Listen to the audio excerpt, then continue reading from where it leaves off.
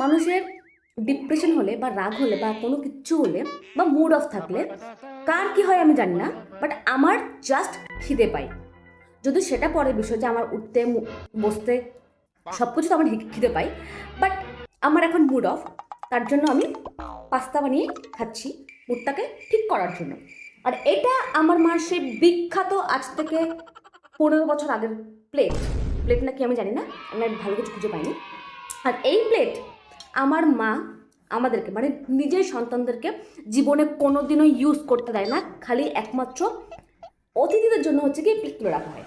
তো আমি আজকে চুরি করে মোটামুটি যুদ্ধ করে প্লেটটা বার করে নিয়ে এসেছি। আর এখন আমাকে খেয়ে দিয়ে প্লেটটা ধুয়ে রাখতে হবে, যাতে আমার মা বুঝতে না পারে। তার জন্য মানে একটা জিনিস জাস্ট খাওয়ার জন্য কত রকম কত স্ট্রাগল আমাকে করতে হয়। প্রথমে এটাকে বানাও, দেন সব কিছু করো, দেন খাও, দেন প্লেট ধো, দেন আবার সেটাকে সুন্দর করে মুছে তুলে রাখো। ঠিক আছে? আর যদি আমার মুড অফ, তার জন্য আমাকে খেতেও হবে।